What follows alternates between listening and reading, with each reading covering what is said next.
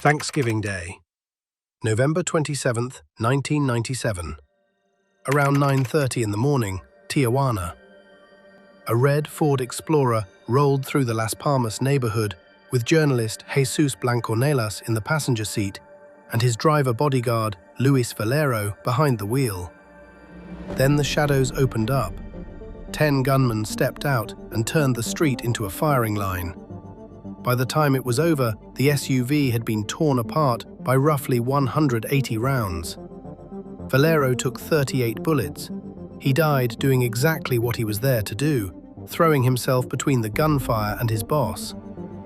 Blancornelas was hit 4 times: lung, abdomen, buttock, hand, and somehow he lived. But the most shocking body on that street was not the driver. It was not the journalist. It was Barron Corona.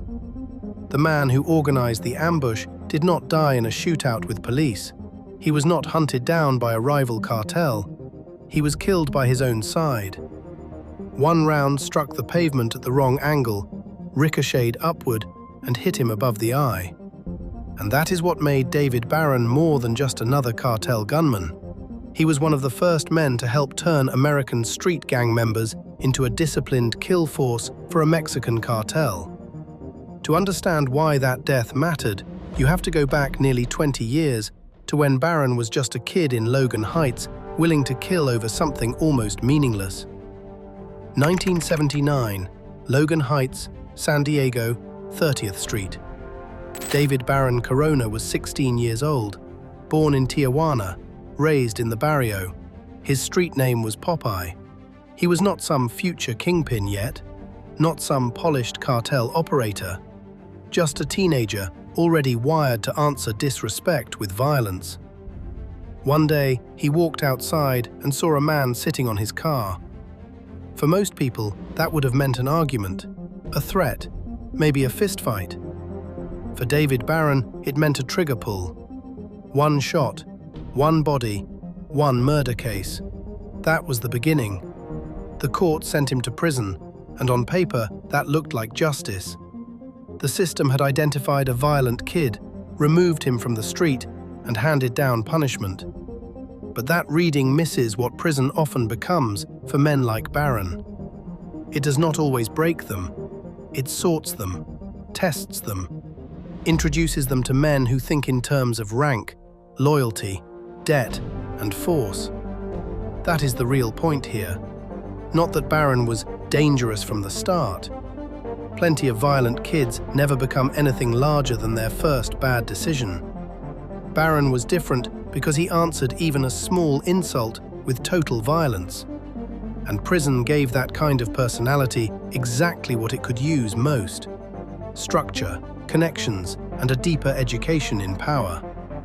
Inside, Barron did not learn how to live differently. He learned how to become more useful to men stronger than him. In prison, Barron found the first organization that truly understood what he was. He met the Mexican mafia, La M, the prison gang that dominated California's correctional system and cast a long shadow over Latino street gangs on the outside. This was not just another gang. It was a power structure, a place where violence had rules, rank, memory, and purpose.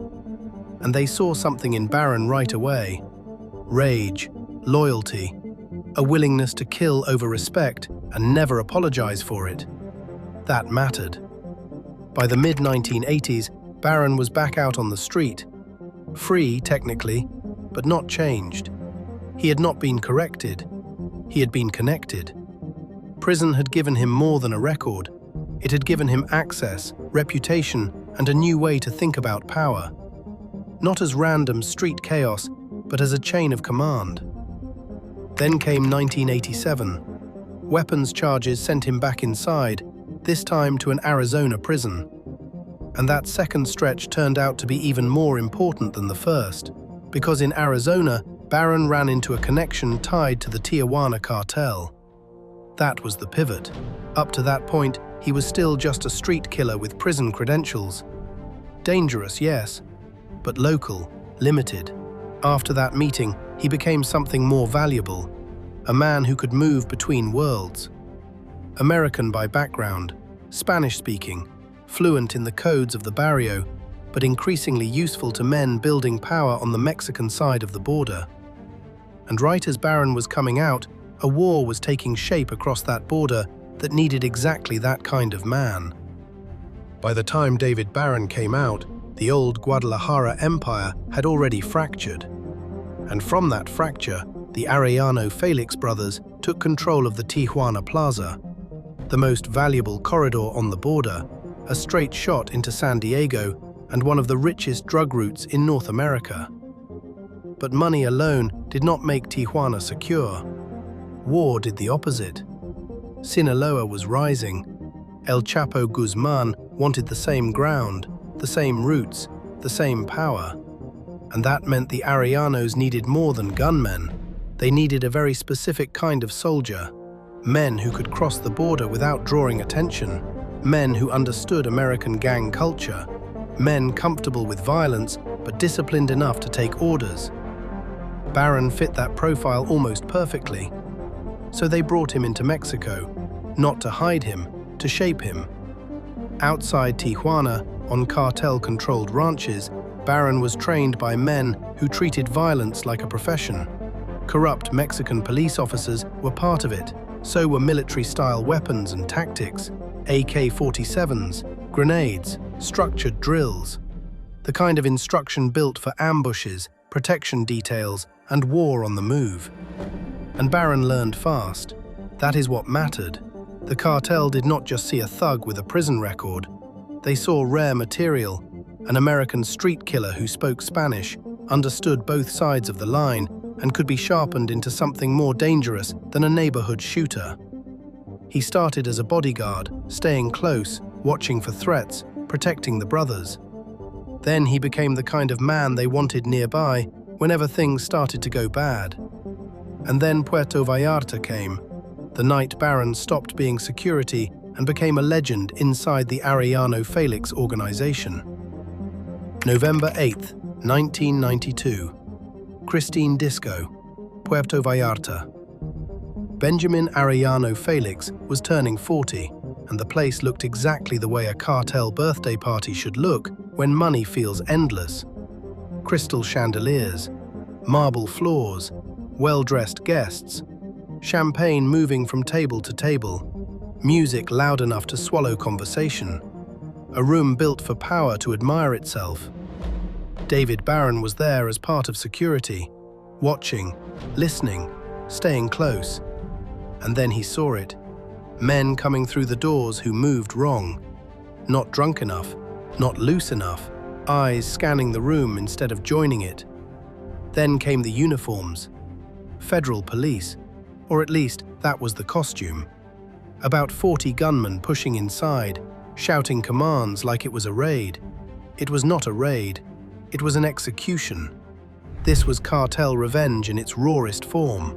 The war between the Arellano Felix organization and the El Chapo Hector Palmer side had already turned personal, bloody, and unforgiving. Now it had come crashing into a nightclub in Puerto Vallarta. The shooting started fast, full auto fire, bodies dropping almost immediately. Several Tijuana cartel men went down before they could even react. That was the plan. Shock, confusion, total collapse. Barron did not run. He grabbed a weapon from a fallen gunman and fired back. And in that moment, the surprise was gone.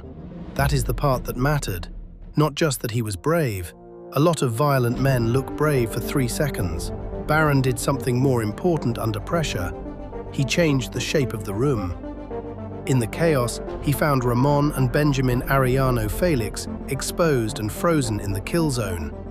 He moved them into a bathroom, forced Benjamin, heavy, slow, and a big target, through a window, then pushed them up and out onto the roof. From there, the 3 of them made their way across the tiles, down through a tree, and into the alley behind the club. Another gunman was waiting. Barron had 1 bullet left. He used it. He got the brothers into a taxi. That should have been the end. Most men would have disappeared with them and called it survival. Barron did the opposite. He went back for more weapons, more ammunition, grenades, then returned to the fight. That was what the Arellanos saw that night. Not just loyalty, not just nerve. They saw command instinct under fire. And after Christine, Barron was no longer just a bodyguard. He was a man they could build around. After Christine, David Barron got more than respect. He got a new identity. The Arellanos started calling him Charlie, after Charles Bronson, the hard man who never stopped coming. They promoted him to chief enforcer, gave him a house, gave him status, but the most important thing they gave him was a job. Build us an army. So Barron went back to Logan Heights, back to Barrio Logan, back to 30th Street, but he did not go back as some local tough looking for help. He went back as a recruiter with cartel money behind him and a very specific target in mind: El Chapo. The offer was serious: $500 a week in 1992, cash, plus bonuses. And for the man who killed El Chapo, Barron promised something almost mythic: $1 million and a ranch in Mexico. That kind of money changed the meaning of risk. But Barron was careful. He was not looking for dope fiends, loudmouths, or reckless kids who wanted to feel dangerous for one night. He wanted soldiers, young Mexican-American men who understood violence but could follow orders, men from the neighborhood who could move on both sides of the border and not stand out. He built a core of about 30 enforcers with more on the edges. Names like Jose Bat Marquez, Martin Corona, Spooky, Puma, Cougar, Tarzan, and Gustavo Rivera Martinez would become part of that network. Then he moved them south. In Tijuana, the cartel set them up in safe houses, covered their food and living expenses, and sent them out to remote ranches for training. This was not street gang freelancing anymore. Corrupt Mexican police officers trained them. A mysterious instructor they called the Terrorist handled more advanced skills. They were given AK-47s, hand grenades, body armor, night vision gear, and encrypted radios. And Barron understood something many gang leaders never do: appearance matters. He imposed a dress code: dockers, polo shirts, trimmed mustaches, no visible tattoos, no baggy gang look. He wanted them clean-cut, forgettable, suburban. Men who looked harmless until it was too late. He also organized them in small cells, so if one crew got rolled up, the others could keep operating. That was Barron's real breakthrough. He did not just build a hit squad, he built a modern cartel operating model, cross-border, salaried, trained, disguised, and structured to survive disruption. And then that machine was sent into the field for the mission that could change the whole war: the hunt for El Chapo. By May 1993, Barron's machine was ready. Then the order came down. Ramon Arellano Felix wanted El Chapo found, and he wanted him dead. So Barron rolled out with 20 men in 5 cars and went hunting in Guadalajara.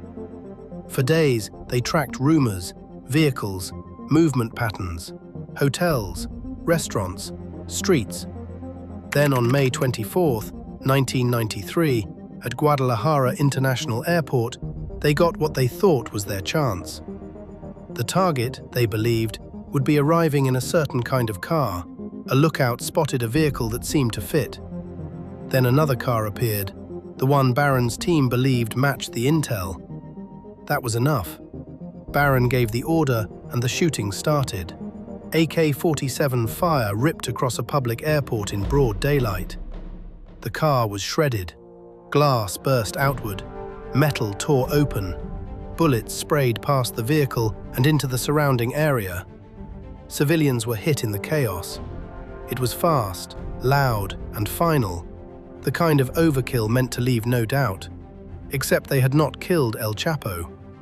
Inside the car was Cardinal Juan Jesús Posadas Ocampo, one of the most senior Catholic figures in Mexico. He was struck multiple times at close range. Other people died in the crossfire too. What Barron had launched as a cartel hit had suddenly become a national trauma.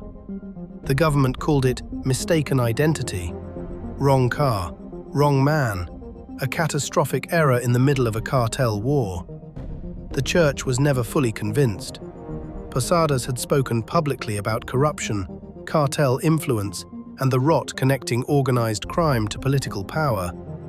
That made his death feel larger, darker, and harder to explain away. And that was the real turning point.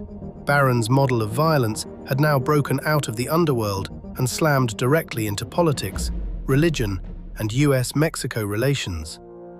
After the cardinal killing, Barron was still alive. But from that moment on, he was no longer just a cartel asset.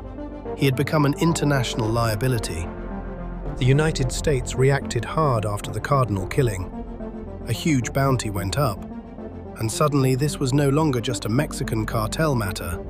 DIT, FBI, US Marshals, Customs, Immigration, IRS, the Justice Department, agency after agency now had a reason to care. The Arellano Felix organization did what cartels do when pressure gets too bright. They scattered people, bought time, moved money, and when necessary, they found men willing to take the fall. Barron slipped into Rosarito. He kept his head down, but he did not stop working. Neither did his crew. The machine he had built kept moving in the dark, quietly, efficiently, the way it was designed to. Then came 1997. 2 federal judicial police officers were murdered. Soon after, Zeta magazine published the name of the killer, and that mattered because Zeta was not just another newspaper, and Jesús Blancornelas was not just another editor. For years, he had done what too many others were too scared to do. He published cartel photographs. He named the Arellano Felix brothers. He laid out the Logan Heights connection. He kept dragging hidden power into public view. That made him Barron's opposite in every meaningful way. Barron represented a model of power that survived through fear, silence, and shadows. Blancornelas kept turning on the lights, kept naming names, kept refusing the one rule cartel power depends on most: look away. So when Blancornelas printed Barron's name, it was more than a piece of reporting. It was almost a death sentence. And 6 days later, on Thanksgiving morning, Barron brought the very machine he had built to silence a journalist, and that same machine killed him instead. Thanksgiving Day, November 27, 1997, Tijuana. Inside David Barron's house, dinner was being prepared. A Thanksgiving meal, family gathered, food waiting, cash already hidden in the walls, closets, and under mattresses. The picture looked almost ordinary until you remembered whose house it was. Outside, Barron's hit team was moving into place. On a street not far from the Zeta offices, they intercepted the red Ford Explorer carrying Jesús Blancornelas and his driver bodyguard, Luis Valero. Then the shooting began. Not a warning, not a scare tactic, an execution meant to leave nothing alive. Valero reacted instantly. He threw himself toward his boss, used his own body as a shield, and fired back with his service weapon. He kept fighting as the rounds kept coming. In the end, he took 38 bullets. He died doing his job. Blancornelas was hit 4 times: lung, abdomen, buttock, hand. But somehow, impossibly, he survived. The SUV was struck by around 180 rounds, and Barron was there, directing it, making sure the job was finished. Then everything turned in a split second. One bullet missed clean, struck the concrete at the wrong angle, kicked upward, and hit Barron above the eye. Instantly dead. Not killed by police, not by El Chapo, not by some rival hunting him across the border, killed by the very machine he had built. His gunmen panicked. They grabbed their weapons and ran, leaving his body in the street. Back at the house, authorities would find hundreds of thousands of dollars in cash. His family moved quickly, dividing it up and smuggling it away. Barron's body sat in the Tijuana morgue for days, unclaimed. The fear he had built around himself was so deep that even in death, no one wanted to step forward. Jesús Blancornelas lived. He went back to work, kept publishing. kept exposing cartel power. He survived Barron by 9 years. Barron died at 34, but the model he helped build did not die with him. American gang members serving as cartel soldiers, professional training, small cell structure, cross-border operations. That blueprint outlived the Tijuana Cartel itself. The Arellano Felix brothers were eventually captured or killed. Their organization declined, but the method remained. That is Barron's real legacy. He did not leave behind a dynasty, he left behind a design. And his death by friendly fire was the perfect ending for the world he helped shape.